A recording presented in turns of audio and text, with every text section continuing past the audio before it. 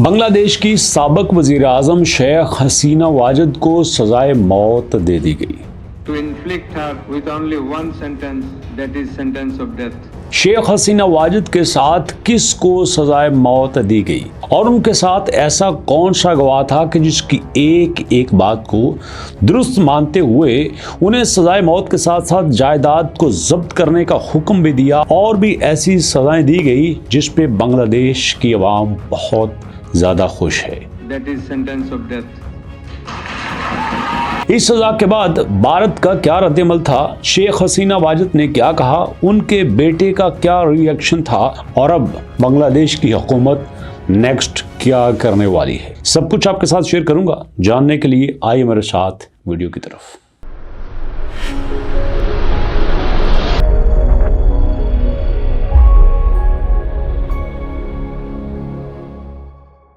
بسم اللہ الرحمن الرحیم۔ السلام علیکم دوستو، یہ آپ اچھی طرح سے جانتے ہیں کہ بنگلہ دیش کے اوپر شیخ مجیب الرحمان کی بیٹی شیخ حسینہ واجد کی حکومت بڑے عرصے چلی آ رہی تھی، لیکن 15 جولائی 2025 کے بعد ملک میں ہونے والے احتجاج کے نتیجے میں شیخ حسینہ واجد تقریباً 15 اگست کو ملک سے فرار ہو گئی تھی، اور ان کے فرار ہونے کے بعد ملک میں ایک عبوری حکومت قائم کی گئی تھی جو کہ پارلیمانی الیکشن کروانے کی تیاری کر رہی تھی۔ لیکن اس کے ساتھ ساتھ بنگلہ دیش کے شہر ڈھاکہ میں ایک انٹرنیشنل کرائم ٹریبیونل قائم کیا گیا،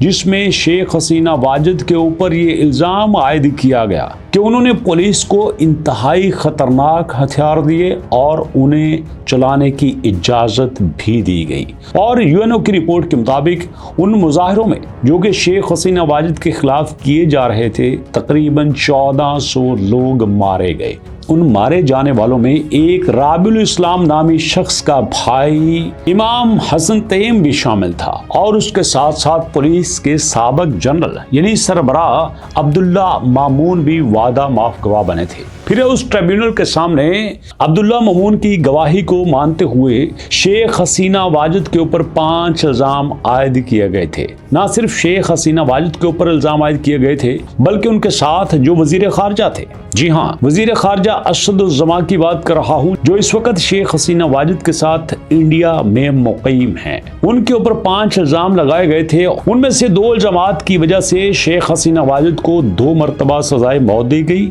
اور بالکل اسی طرح سے سابق وزیر خارجہ اسد الزماں کو بھی 2 مرتبہ سزائے موت دی گئی، اور ایک اور جرم میں انہیں عمر قید کی سزا دی گئی۔ بالکل اسی طرح سے اسد الزماں کو بھی برابر کا شریک سمجھتے ہوئے عمر قید کی سزا دی گئی، اور پھر ایک اور جرم میں ان کی ساری جائیداد کی ضبطی کا حکم دیا گیا۔ بالکل اسی طرح سے اسد الزماں کی بھی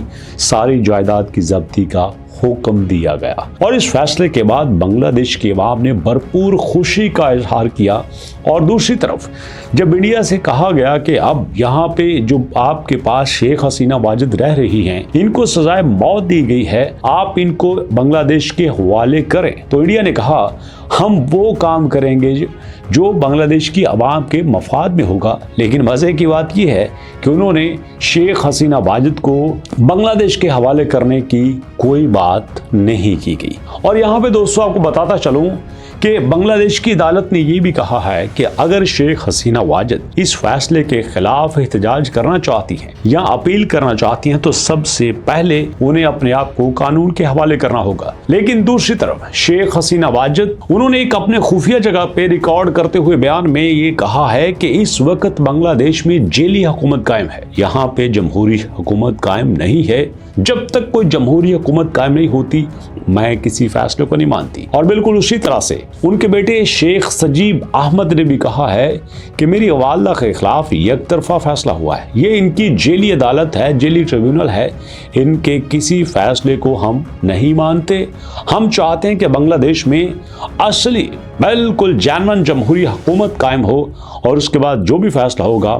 ہم اس کو سرخم تسلیم کریں گے۔ لیکن دوستو آپ کو بتاتا چلوں اس فیصلے کے بعد عوامی لیگ جو کہ شیخ حسینہ واجد کی اپنی پارٹی ہے، اس کے اوپر بھی پابندی لگانے کی بات ہو رہی ہے، اور اس پابندی کی وجہ سے بھی بنگلہ دیش میں مختلف مظاہرے دیکھنے میں آئے، جس کی وجہ سے کئی جگہ پہ بلاسٹ ہوئے، لیکن انسانی جان کے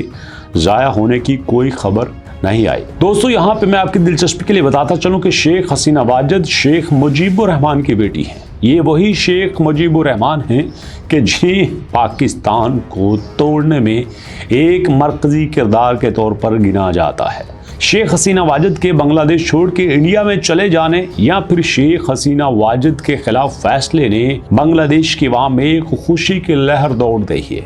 और उसके बाद आपने देखा कि काफ़ी खबरें सामने आती हैं कि जिनमें पाकिस्तान के डेलीगेशंस बांग्लादेश जाते हैं, फौजी अफसरान बांग्लादेश जाते हैं, बल्कि पिछले दिनों बांग्लादेश की फौज को भी ट्रेनिंग देने के लिए पाकिस्तान से इंस्ट्रक्टर रवाना किए गए थे। और बांग्लादेश और पाकिस्तान की दोबारा से दोस्ती इंडिया को बहुत खटकती है। दोस्तों आप इसके बारे में क्या कहते हैं, अपना फीडबैक दीजिएगा। मुलाकात करेंगे इंशाल्लाह नेक्स्ट वीडियो में, तब तक के लिए